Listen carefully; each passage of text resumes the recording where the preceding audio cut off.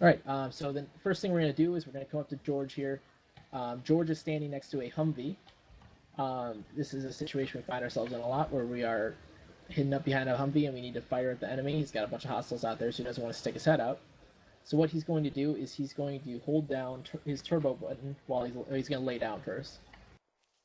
He's going to hold down his turbo button and he's going to press A. And that's going to pop him into a left stance. And what he can do now is he can press D or A, and he can just slide back and forth without holding the turbo button. He can kind of shimmy around. Where did he go? Oh, there. This time. He can shimmy over, so he's under better cover. If he needed more cover too, he can get all the way behind the vehicle, and he can hold down turbo and press A, and it'll give him a blind fire. It'll let him blind fire. See? It lets him blind fire. All right, so this one is a good position. It lets you look down the sight, but the only problem is if you're underneath like a civilian vehicle, the ride height isn't nearly as high as this. It doesn't have enough space underneath it to be able to pop your gun up like that. So he can shift over to his right side by holding turbo and D. And he's going to be, as you can see, he's way down on the ground now. His gun's pretty much even with the asphalt. So he's not able to see down the sight, but he can still at least fire. But if he presses forward without pressing turbo, it'll pop his gun up and he can look down the sight then. And same thing, he can, if he's holding turbo, he can do the blind fire, and he can still shimmy to the right or left if he needs to also. Okay, that's it for firing underneath vehicles. Next one.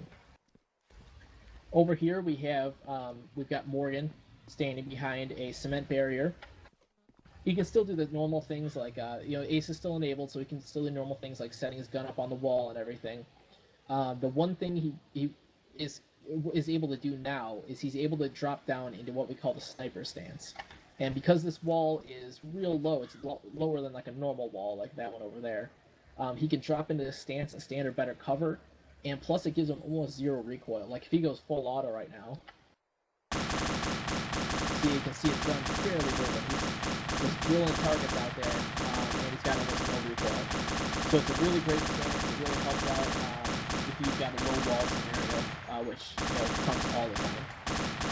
All right, next guy is Collins over here.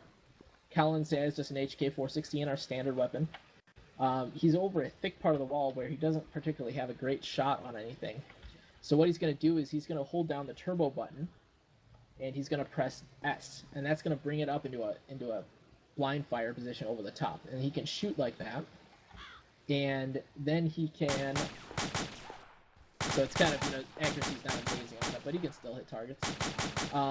What he can do now is if he needs to reload, he can hold down turbo, S, and D, and that's going to bring him below the wall, like that, and he can reload right now.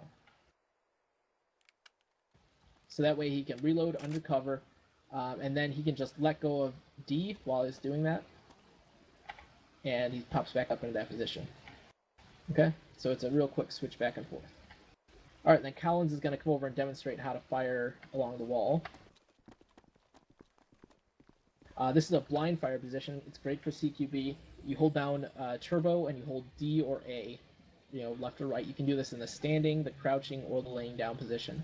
And it's a great blind fire, so you're under complete cover and still able to fire.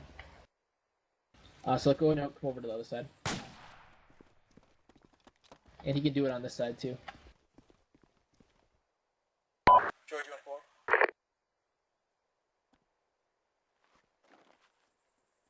Okay, George here is going to demonstrate the new combat crouch, the combat slide that he can do. So what he's going to do is he's going to run forward. He's just going to press X. It's going to drop into the combat slide, and then he's going to press V, and it'll put him in the sniper stance. Boom, nice and fluid, and he's completely combat ready now. He's, if he had to run up to cover and it was low cover, not great cover, perfect. And it'll drop him behind bushes too, a little lower in the grass, so maybe they won't be able to see him. All right, the next thing that we don't have the I-44 jump anymore because that was kind of blocky. We've got a little, it's like a jump over. So go ahead and do that, George. Watch these. Here we go. Boom, right over. This one works a little different than the I-44 one. The I-44 one had a lot of leeway room so it doesn't have as much leeway room. So you got to run up until you pretty much hit the wall and then jump over it with the normal V. Okay, that's pretty much it for the stuff out here. Next thing we're gonna go up to the ATC tower at the top of that, and we are going to talk to Kovac, and Kovac is going to do some sniping from the sniping position.